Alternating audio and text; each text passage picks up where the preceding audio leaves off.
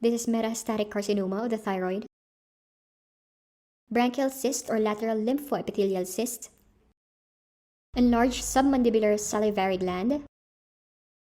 Sialolithiasis or right submandibular duct stone. The most important investigation for which is intraoral plane radiograph, which shows the stones. This is globus pharyngeus syndrome. Dislocated humeral joint. Rupture of supraspinatus tendon or torn rotator cuff of the left shoulder.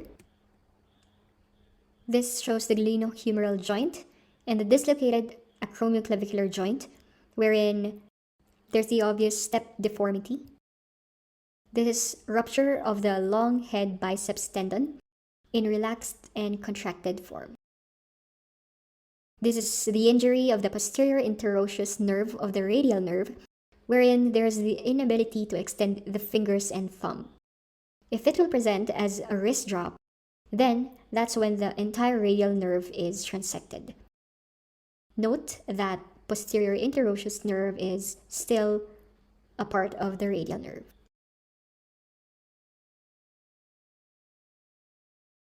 This shows postoperative atelectasis.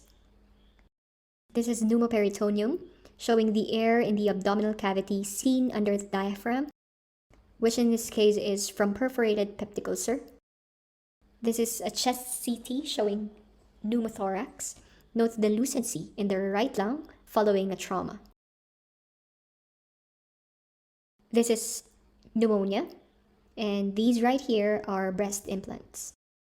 This CT of the neck and mediastinum showing extensive subcutaneous emphysema in the neck and mediastinum following a Boer-Haave syndrome.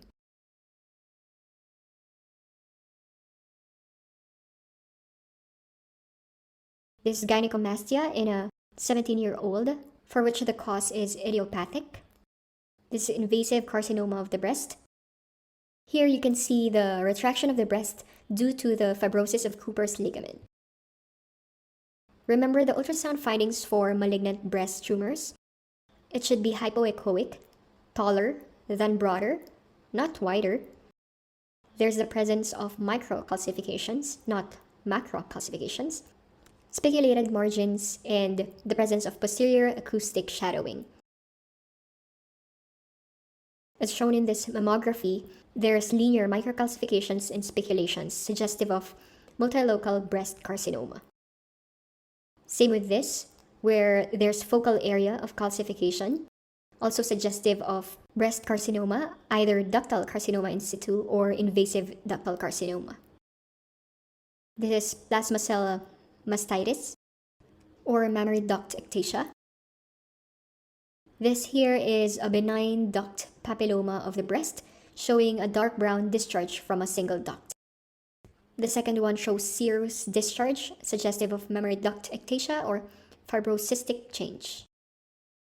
This is Mondor disease or sclerosing lymphangitis, which is manifested by subcutaneous linear cord following a surgery or radiation treatment. This is no longer the breast. This is left temporal arteritis. The common demographic is among 50-year-old female presenting with symptoms of unilateral headache and jaw claudication. It's an emergency case as it may lead to irreversible blindness due to optic neuropathy, and it's associated with elevated ESR, and the management involves high-dose steroids. This is torsion of the right testis, prompting immediate surgical exploration. This is varicocele, which is described as bunch of grapes, which collapses when patient is supine and when testis is elevated. This is strangulated femoral hernia. This shows cervical disc prolapse of the C6 or C7. This is Horner syndrome, which is associated with tumor of the apex of the lung or bronchogenic neoplasm. Differentials include tuberculosis, sarcoidosis, and carotid artery dissection. The left photo is hordeolum or sty, and the second one is chalazion. The way I remember the two is that the sty affects the external part of the eyelid, wherein there's an abscess in an eyelash follicle, while the chalazion is much more internal, wherein there's blockade of small glands or meibomian glands. Usually, the spelling of the words help. Sty is spelled with an E, E for external, while chalazion has an I for internal. Next photo is third nerve palsy of the left eye. That shows ptosis. Remember that cranial nerve 3 are like 3 toothpicks that keep the eyelids open, and impairment of such results to ptosis. So that's how we remember cranial nerve 3 for ptosis. Next photo is Bell palsy affecting patient's left 7th nerve. It can be caused by not only chickenpox or varicella zoster virus, but also HSV or herpes simplex virus. As you can see, there's attempted eye closure, but there's failure to do so. Hence, there's partial opening of the eyelids on the left. Next is 6th nerve palsy of the left eye. Remember the innervations of the different ocular muscles, LR6, SO4, and the rest 3. Lateral rectus is for cranial nerve 6, superior oblique muscle for cranial nerve number 4, and the rest is for cranial nerve number 3. So in this case, what is impaired is the lateral rectus, hence the affected nerve is cranial nerve 6. This shows acute angle glaucoma, wherein there's cupping of the disc as shown on fundoscopy. And to compare it with the normal, note the ratio of optic nerve to the optic disc, and compare it with a glaucomatous cupping shown on the right. Note that the cup should not be more than 30% of the total area of the optic nerve itself.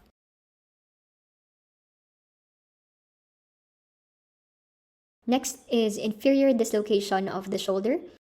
As you can see, the humeral head is displaced directly below and slightly medial to the glenoid fossa. In this case, the patient often is in marked abduction of the shoulder.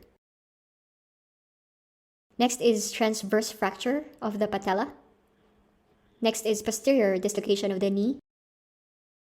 This shows CTPA of embolic clot in pulmonary artery. In contrast, VQ perfusion test is performed among female and in reproductive age, or among children as well. Next is renal arteriogram of fibromuscular hyperplasia. This shows micturating cystogram of reflux nephropathy, adrenal mass on CT scan, and grossly adrenal pheochromocytoma.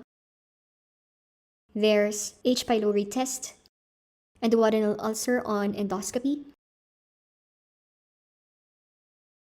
femoral vein thrombosis showing disruption of the venous flow, left tension pneumothorax with mediastinal shift. Note the visceral lining delineating it from the air. This is peptic esophageal stricture above a sliding hiatus hernia, evidenced by a barium study showing bird's beak. This, on the other hand, shows that of a carcinoma of the esophagus, showing the apple core sign. This is dilated intrahepatic ducts on ultrasound, small bowel obstruction on plain X-ray and CT. There's dilated loops and the visible valvulae conniventis on X-ray, and again, dilated loops of bowels seen on axial CT scan. This is large bowel obstruction due to carcinoma in the sigmoid. This is a technetium isotope scan showing a solitary cold nodule for which it indicates a lot of differentials, particularly mononodular goiter, colloid cyst, benign adenoma, or thyroid malignancy. This is hypoglossal nerve palsy following carotid end arterectomy, cerebral tumor on CT scan, which shows a well-defined round solid cystic mass. This is cerebral infarction at the occipital lobe. This is acoustic neuroma. MRI showing pontine and cerebellar ischemia in pica syndrome. In the actual case, note the presentations or signs and symptoms of the patient, in that There's dysphagia, hoarseness, or decreased gag reflex. And the way you can remember this is the mnemonic, don't pick a horse that cannot eat. Mainly due to the fact that the cranial nerves 9, 10, and 11 are affected. Pica syndrome is also known as lateral medullary or Wallenberg syndrome. Next is large subdural hematoma.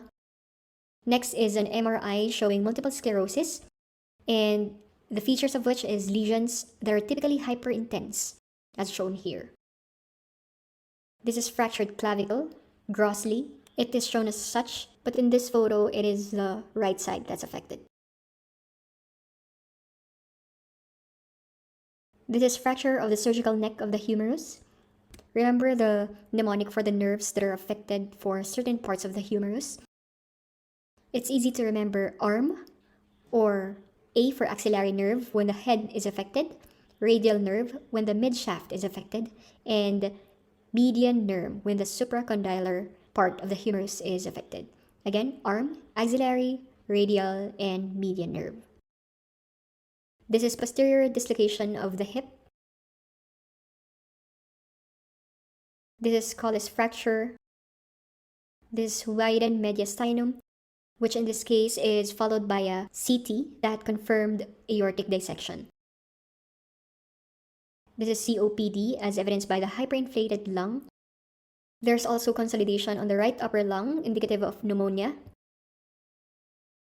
This is left apical tuberculosis. This is ultrasound of the liver showing hepatic metastatic deposits. This is hemangioma of the liver on CT scan. This is daughter cysts in hepatic hydatid. This is horseshoe kidney. This is left renal injury following a blunt trauma, showing a perirenal hematoma adjacent to the kidney. This is peripancreatic pseudocyst, Zenker diverticulum or pharyngeal pouch, which is most commonly presented by regurgitation of food. This is esophageal achalasia, shown by the bird beak appearance on barium swallow finding. This is cervical spondylosis, which is usually associated with age-related wear and tear, affecting the spinal discs in the neck. This is an MRI showing herniated lumbosacral intervertebral disc that leads to the compression of the sacral nerve root, hence manifesting as a loss of the left ankle jerk. This is bowel obstruction showing a gross cecal distension due to carcinoma of the sigmoid. This is sigmoid volvulus, which presents as a coffee bean sign on abdominal X-ray. This shows dermoid cyst of the ovary. Next is clubbing of the nail that's associated with tetralogy of Fallot. This is acute otitis media, which shows bulging red eardrum on otoscopy.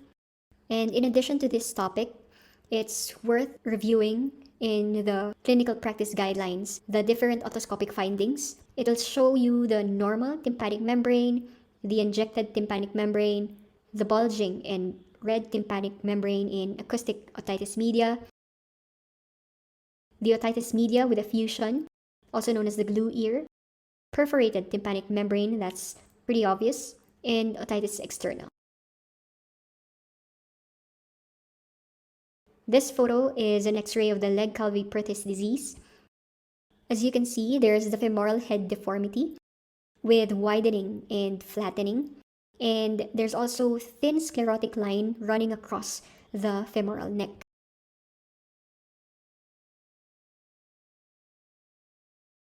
Next is development dysplasia of the left hip with dislocation.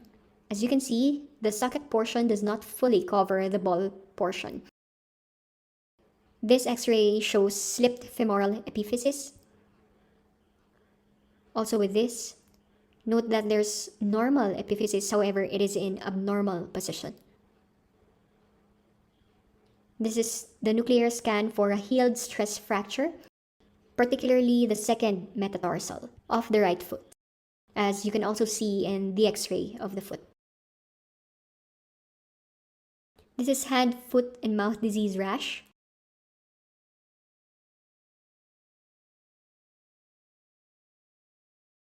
This is vesico-ureteric reflux. This is conjunctivitis, for which chloramphenicol is given, which is the most effective antibiotic. And lastly, trachoma, which shows the different stages. First, there's follicles, then there's inflammation, then there's scarring, and lastly, there's trichiasis and opacity.